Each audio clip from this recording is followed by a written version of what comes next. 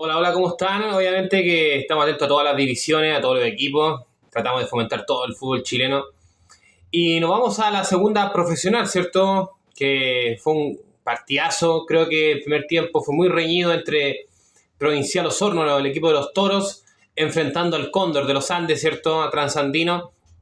Fue un partido, creo que la clave, bueno, los goles de Osorno fueron en el segundo tiempo, ¿cierto? Goles de, en este caso, Gustavo Castro, que después saldría, entraría Ricardo Fuenzalida, que tiene mucha variante en el tema de jugadores que encaren, ¿cierto? Gustavo Castro, el tiempo que estuvo, hizo un gran partido, sumándole que hizo un gol. Después el segundo gol, en este caso, del jugador que es el hijo pródigo de Osorno, que es Gonzalo Lauler, que es obviamente un central más cargado por el sector izquierdo, ¿cierto? Que subió, a ver, el tiro libre que había hecho en este caso Pessoa, que hizo un gran partido, que es un jugador creativo.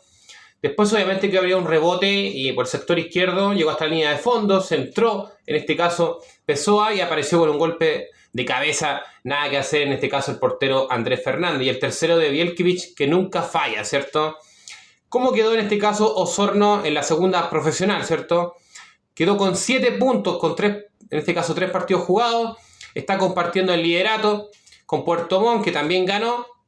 Así que vamos a ir al análisis del partido, que por qué se dio este resultado, ¿cierto? Nada es casualidad. Vamos con la formación, primero que nada, del equipo de Fernando Guajardo, el equipo de Provincial Osorno, que me gustó el nombre que le pusieron en este caso al estadio de Osorno, que, bueno, todos lo conocemos como el Parque Choc, pero tiene un gran nombre de un gran jugador de la historia del fútbol chileno y obviamente un ídolo de la U y del fútbol nacional, que es el caso de Rubén Marcos Peralta, un jugador que hizo un gol en este caso en el Mundial de 1966 y obviamente fue clave, ¿cierto?, en esa gran época dorada del Ballet Azul y muy querido porque es osornino. ¿Cómo conformó Diego Matamala? ¿Qué es lo bueno y lo malo de Matamala? Creo que lo que tiene que mejorar, siendo que es un buen arquero, es el tema del juego aéreo. Sobre todo en el primer tiempo hubo jugadas donde tiraron centro Osorio, ¿cierto? Que fue el lateral derecho del equipo de Trasandino, el cual tiró un centro y el cual complicó mucho a Matamala, Diego Matamala.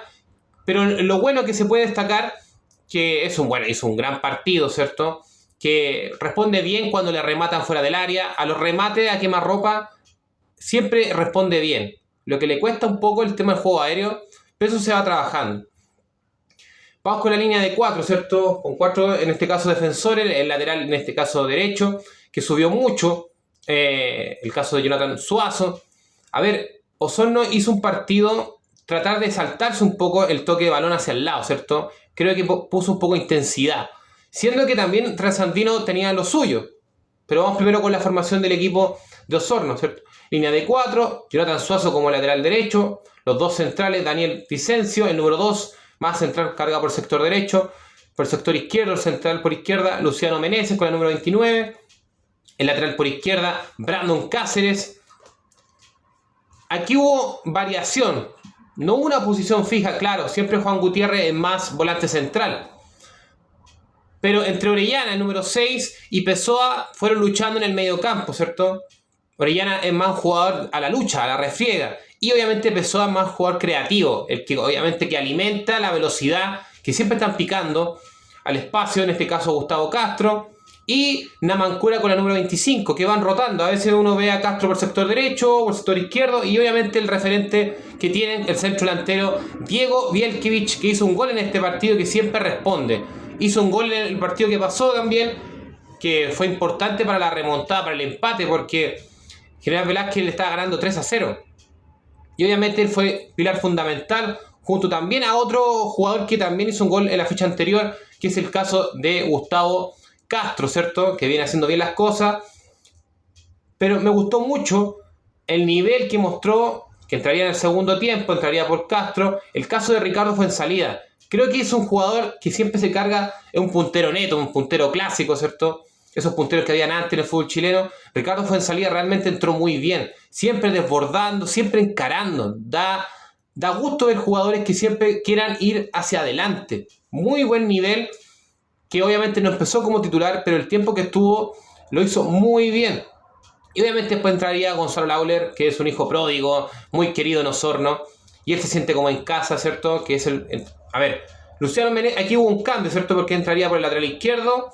Y obviamente Luciano Meneses, que era el central por izquierda, pasa como lateral por izquierda, que después lo hizo muy bien soltándose, cubriendo toda la línea, ¿cierto?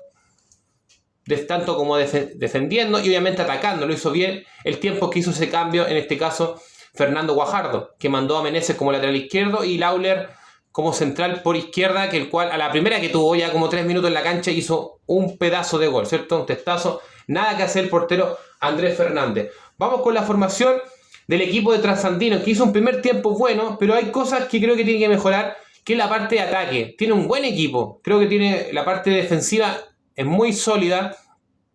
Claro, en el segundo tiempo ya Osorno se desató, fue otro ritmo, ¿cierto? Puso la planadora, por algo ganó 3-0, los goles salieron en el segundo tiempo. ¿Cómo conformó Andrés Fernández en portería? Vamos con la escuadra de, obviamente, Agustín Almarza. Línea de 4, lateral por derecha, en este caso Rodrigo Osorio, que creo que en el primer tiempo subió harto, ¿cierto? Como le contaba, tiró ese centro, el cual complicó al portero Diego Matamala, que el juego aéreo es lo que lo complica a Matamala, pero es un buen arquero, que responde ante remates complicados. La pareja de centrales que anduvo bien, Matías Torres, que es más el central por derecha, el central por izquierda, en este caso Reinaldo Ahumada con la número 2. Me gustó esta posición que hizo en este caso el técnico Agustín Almarza. ¿Qué quiero decir con esto? Que por el sector derecho y el sector izquierdo, vamos por el sector izquierdo. El lateral por izquierda fue en este caso para mí Carlos Navarrete. Pero aquí habían pasajes que también Jano Enríquez, Alejandro Enríquez, con el número 17, también cubría esa posición. A veces pasaba Jano Enríquez y a veces se retrocedía para que subiera Carlos Navarrete, ¿cierto? Y eso generaba sorpresa. Creo que generó mucha incomodidad en el primer tiempo. Costó que se soltara, en este caso, Osorno, y por algo terminaron a 0. Ese duelo funcionó muy bien para meter presión, pero después se cansarían. Que a veces Jano Enríquez cubría la posición de lateral, ¿cierto? Y obviamente Carlos Navarrete esperaba el pase como un puntero por izquierda, con muy buen estado físico. Vamos con los mediocampistas. Carlos Ormazábal, número 6, que obviamente fue el volante central. Fue el Juan Gutiérrez, en este caso Juan Gutiérrez, el volante central de Osorno. Carlos Ormazábal es el volante central del equipo de Trasandino. José Delgado fue más la refriega. Benjamín Rodríguez no apareció mucho. Y la parte delantera, neta, que fue en este caso Javier Quiñones, no estuvo. Estuvo errático. Claro, ir a la refriega, igual que en este caso el número 15 del equipo Trasandino, Gómez, Joiner Gómez, que igual no faltó lo que hicieron en este caso los jugadores de Osorno, que fue encarar. Eso le faltó en este caso a los punteros y a la delantera en general, ¿cierto? Gómez encaró muy pocas veces, fue más a la refriega. También hacía esa pasada que él se retrocedía prácticamente a la mitad de la cancha, ¿cierto? Para evitar la subida de Brandon Cáceres, que era el lateral izquierdo del equipo de Osorno, para que subiera, en este caso, Rodrigo Osorio y sorprendiera. Pero bajo el partido de los delanteros del equipo de Trasandino. Así que después entraría Dubó.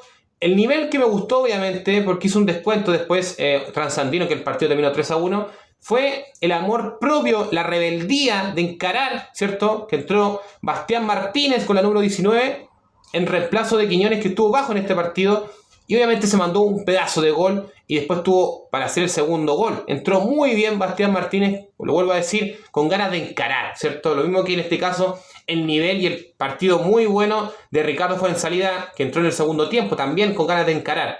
Así que un partido muy entretenido.